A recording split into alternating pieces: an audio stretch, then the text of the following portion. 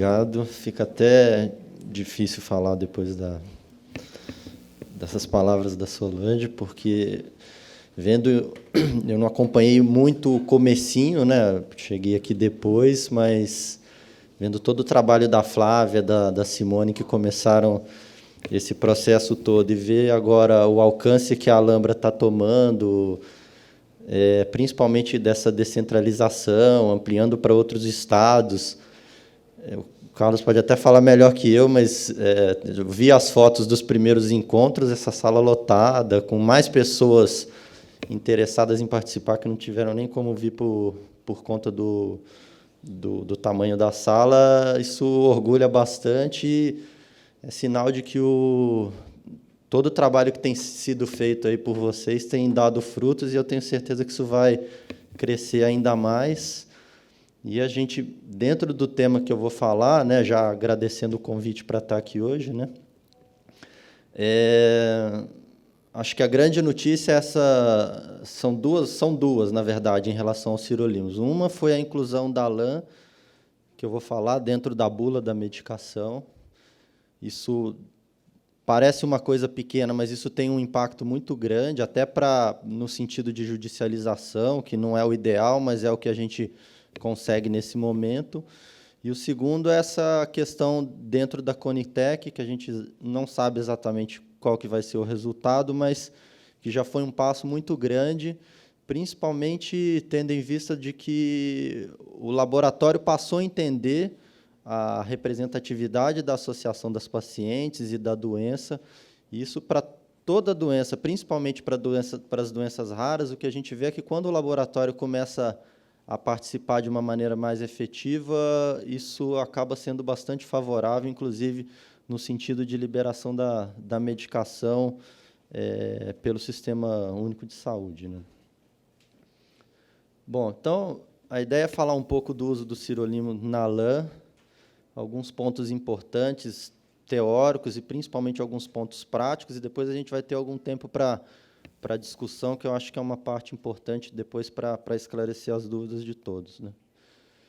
Então, só para a gente ter uma ideia de onde que surgiu o sirolimus, né? Acho que boa parte de vocês talvez não saibam, mas ela foi uma substância descoberta na Ilha de Páscoa, na ilha de Rapa Nui, no Chile, e foi baseada em pesquisas iniciadas por brasileiros. Isso que foi bastante interessante, e por conta disso é que tem o nome comercial aí de Rapamune ou de Rapamicínia, em referência a essa ilha de Rapa Nui, né?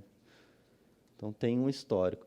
Então, o sirolimo é uma droga que tem sido muito destacada aí nos últimos anos, não só na LAN, mas principalmente em transplantados de rim, de pulmão, de fígado, até transplante cardíaco. Não só o sirolimo, mas também o everolimo, que é uma outra droga da mesma classe, mas que é menos disponível. E, recentemente, teve até uma reportagem na Veja, que tem sido realizados alguns estudos tentando estabelecer uma ação dos sirolimos no bloqueio do envelhecimento e aumento da expectativa de vida, apesar de que isso ainda não está comprovado, mas tem estudos em andamento. Então, só para a gente ver que o alcance da medicação ele pode atingir, eventualmente, outras situações também, né? Então, a Alina já falou da questão da mTOR, que é uma proteína que ela está relacionada à proliferação, especificamente na LAN, proliferação das células musculares, que é o que determina a ocorrência e todas as manifestações da doença.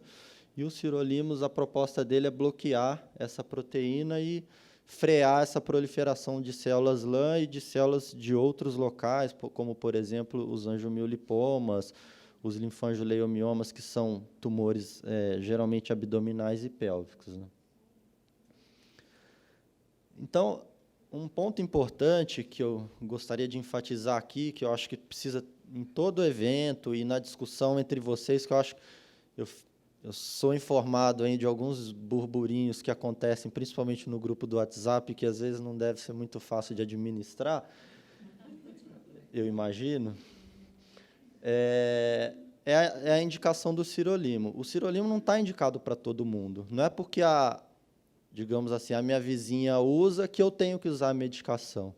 A medicação ela tem que ser individualizada, não só em relação ao perfil clínico das pacientes, mas em função de, eventualmente, outras doenças, da disponibilidade da medicação. Então, o sirolimo ele não está indicado para todo mundo, e nem todo mundo vai usar na mesma dose. Mas por que eu estou usando 1 miligrama? Por que eu estou usando 4 miligramas? Isso é uma definição médica e que quem está prescrevendo sabe o que está fazendo, e isso tem que ser individualizado, junto com o médico que está acompanhando. Então, essa é a primeira mensagem. Não é para todo mundo usar, e a dose vai variar de uma para outra mesmo, é assim que funciona. Então, o que a gente tem de indicação é quando acontece uma alteração e uma queda progressiva da função pulmonar.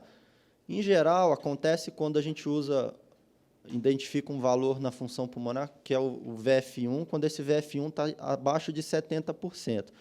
Mas nem toda paciente com VF1 abaixo de 70% vai usar. Tem pacientes, por exemplo, depois da menopausa, por exemplo, tem o VF1 de 60 e poucos por cento. Vou citar um exemplo, por exemplo, a Wanda, que o VF1 dela vem estável há vários anos, está abaixo de 70%, ela já está depois no período pós-menopausa, então não tem indicação de usar a medicação, porque não é uma medicação isenta de efeitos colaterais, então ela tem alguns problemas que eu vou citar logo à frente, então a indicação tem que ser muito precisa.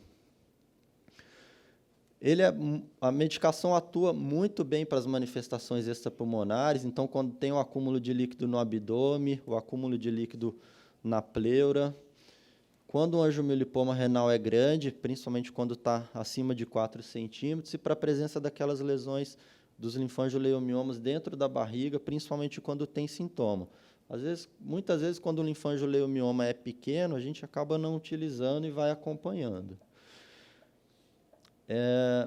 Então, mulheres na pré- e pós-menopausa podem responder ao tratamento quando ele está indicado, mas, de fato, ele tem uma maior resposta em quem está na pré-menopausa. Tem alguns estudos, principalmente americanos, que mostraram isso. Então, esse é o estudo clássico, o estudo que acabou levando à liberação do sirolimo nos Estados Unidos. Que esse estudo mostrava? Então, aqui ele comparou um estudo em vários centros do mundo, principalmente Estados Unidos e Japão, a comparação do uso do sirolimo com placebo, ou seja, não se administrava um comprimido que não tinha medicação, e o grupo que utilizou o sirolimo na fase de tratamento melhorou um pouco a função pulmonar, e o grupo que usou o placebo continuou piorando a função pulmonar. E depois, de maneira interessante, o grupo que parou de usar os sirolimos passou a perder a função pulmonar, mostrando o benefício da medicação nesse contexto. Os japoneses começaram a mostrar que, mesmo para a função pulmonar, principalmente para as manifestações pulmonares, a gente pode começar o sirolimo em baixa dose. Por isso que, às vezes, a gente, principalmente quando o problema é o acometimento da função pulmonar, a gente começa com uma dose mais baixa, de 1 miligrama, e depois, eventualmente, de acordo com a evolução, a gente vai aumentando. Então, o fato de algumas de vocês terem começado com 1 miligrama, principalmente para o pulmão, é por conta disso, porque tem estudos que mostram que, em doses mais baixas, causando menos efeitos colaterais, a medicação pode determinar alguma resposta. Então, aqui são alguns casos que eu vou mostrar que a gente publicou aí alguns anos atrás, só para a gente ter um exemplo, principalmente exemplos de melhora, principalmente das manifestações fora do pulmão, que uma delas é o quilotórax, que é esse acúmulo de líquido dentro do tórax. Uma paciente que, depois de 1 ano do uso da medicação, o líquido seria essa parte branca aqui, o pulmão expandiu e o líquido desapareceu depois de 1 ano da medicação. Além disso, a gente tem um outro exemplo dos linfangiomiomas abdominais, que são aqueles tumores, que ele estava bem grande aqui nessa paciente, e depois de 1 ano, ele praticamente desapareceu. Bom, e como é que a gente usa o remédio? Então, a medicação é utilizada por via oral, cada unidade tem 1 ou 2 miligramas. A dose que se usa, em geral, é 1 a 4 miligramas por dia. Quem passa lá com Eliezer, lá na nefro, por exemplo, ele muitas vezes usa 3, 4 miligramas, usa doses maiores, porque principalmente para o angiomiolipoma, acaba se precisando, principalmente numa fase mais inicial, usar doses mais altas. Então, isso, principalmente a nefrologia lá com Eliezer, acaba prescrevendo doses mais altas mesmo. Para o acometimento do pulmão isoladamente, a gente tende a usar doses menores. Por isso que, de novo, não dá para comparar as doses entre vocês, né? E o ideal é usar uma dose única diária da medicação. Bom, então, aqui que eu queria destacar que a LAN foi incluída na bula do sirolimus em agosto de 2017, além das indicações do transplante. Então, esse foi um grande ganho aí de 2017. E algumas observações importantes para a gente fazer em relação ao uso do sirolimus. A resposta é variável. Então, às vezes, uma paciente vai... Porque o sirolimus ele age numa só das vias que levam à ocorrência da LAN. Então, às vezes, uma paciente não responde tão bem quanto a outra, isso pode acontecer. Nem toda paciente tem indicação de uso, então, mesmo entre médicos, algumas pneumologistas já vieram me perguntar se precisa tratar toda paciente com LAN que tem diagnóstico, então, isso é importante a gente ressaltar, nem toda paciente precisa usar. A dose é individualizada, algumas podem não responder ao tratamento, e uma outra informação importante é que a gente tem que evitar a vacina com vírus vivo atenuado, porque é uma medicação que diminui a imunidade. Então, febre amarela, sarampo, cachumba, rubéola, varicela são algumas das vacinas que a gente não deve dar para quem está usando o sirolimus. E quais são os principais problemas da medicação? Aqui, então, é uma outra questão. O sirolimus não é igual a um suco, vamos dizer assim. É uma medicação que tem uma série de problemas e, óbvio, que é uma medicação que, se usada de maneira correta, ela é segura, a gente consegue minimizar os efeitos colaterais, mas tem uma série de problemas que a gente precisa ressaltar. Então, pode aumentar os níveis de colesterol no sangue, aumenta o risco de infecção. Então, tem umas pacientes que, às vezes, começam a ter alguns quadros de sinusite de repetição, por exemplo. Afta na boca, mancha na pele. Então, lembrar de usar o protetor solar, geralmente com fator de proteção de pelo menos 50. Acne, alterações menstruais, tanto para aumentar o fluxo quanto para diminuir o fluxo. Dor abdominal, anemia, inchaço nas pernas, hiperglicemia, dor nas articulações e até dor de cabeça. Então, aqui é só um exemplo de uma paciente nossa que apresentou efeito colateral herpes zoster, que é o cobreiro, né, popularmente conhecido como cobreiro. Então, com perfil de efeito colateral muito parecido com o que a literatura coloca. Então, a gente já tem alguns estudos mostrando que usar o sirolimus por longo prazo, isso é uma outra dúvida também que é frequente. Por quanto tempo que eu vou usar o sirolimus? Essa resposta a gente não tem. O que a gente sabe é que, provavelmente, a hora que chega mais próximo da menopausa, existe uma chance maior da gente conseguir suspender a medicação e a paciente não precisar mais dela. Mas o tempo de uso para cada paciente a gente não consegue estabelecer, tem que ser individualizado mesmo. Mas já tem estudos mostrando que o efeito da medicação a longo prazo, ele também se mantém do ponto de vista de estabilização ou melhora da função pulmonar. E os eventos adversos, mesmo usando a longo prazo, na maioria das vezes são controláveis também. Aqui vou só citar uma série de estudos de outros países mostrando benefícios e segurança dos sirolimus. Então, tem um estudo chinês já com mais de 140 pacientes, estudo coreano, estudo japonês, estudo britânico com uso prolongado da medicação, mais ou menos com o mesmo perfil de eficácia e de segurança da medicação. Então já está bem estabelecido que a medicação funciona e pode ser usada a longo prazo, mas a gente ainda não sabe por quanto tempo cada paciente tem que usar. E como que a gente acompanha os pacientes? Então, a gente faz a função pulmonar, geralmente a cada 6 meses, pelo menos. Dependendo da situação, a gente pode até antecipar um pouco. Tomografia de tórax e de abdômen, a gente faz a dosagem do sirolimo no sangue.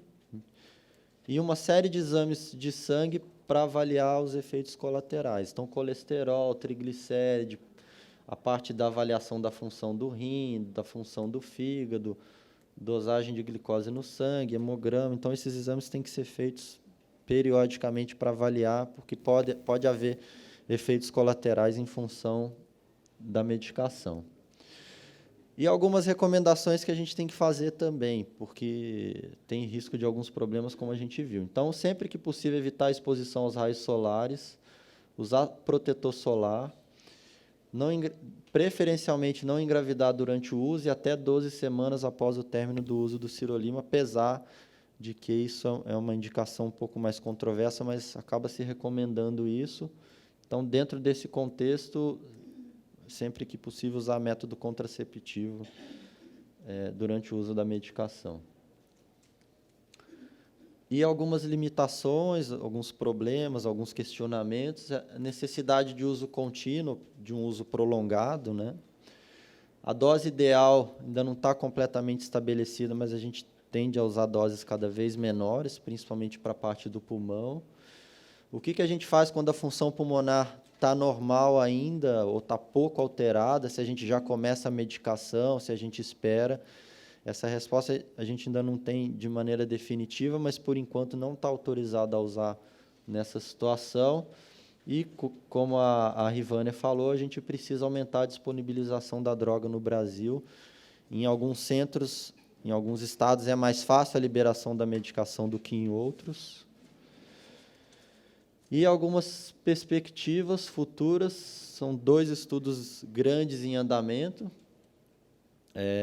coordenados por centros americanos, que é de avaliação da segurança e eficácia da medicação a longo prazo, num período muito mais prolongado, um estudo bem controlado, para saber se, de fato, isso se confirma. E também um outro estudo que vai avaliar o uso para aquelas pacientes que ainda estão com a função pulmonar normal. Se vale a pena começar mesmo quando a função pulmonar ainda está preservada. A gente espera esses resultados aí nos próximos 2 anos para definir se de fato a gente tem que usar de uma maneira mais precoce. E outras questões é a questão do uso inalatório da medicação. Tem um potencial de reduzir evento adverso, tem alguns estudos experimentais, tem um publicado muito recentemente, e que aparentemente tem algum benefício, mas ainda são estudos muito experimentais. E, só como resumo, então, o sirolimo atua sobre manifestações pulmonares e fora do pulmão. Lembrar que tem uma série de eventos adversos, então não é uma medicação que pode ser usada indiscriminadamente. Tem que acompanhar com alguns exames. O prognóstico da linfangio melhorou com sirolimus, obviamente, mas tem algumas questões indefinidas, como a gente viu. Lembrar que o tratamento não é o curativo, que nem todas as pacientes vão utilizar, e, de fato, é fundamental que as pesquisas continuem na LAM. Obrigado.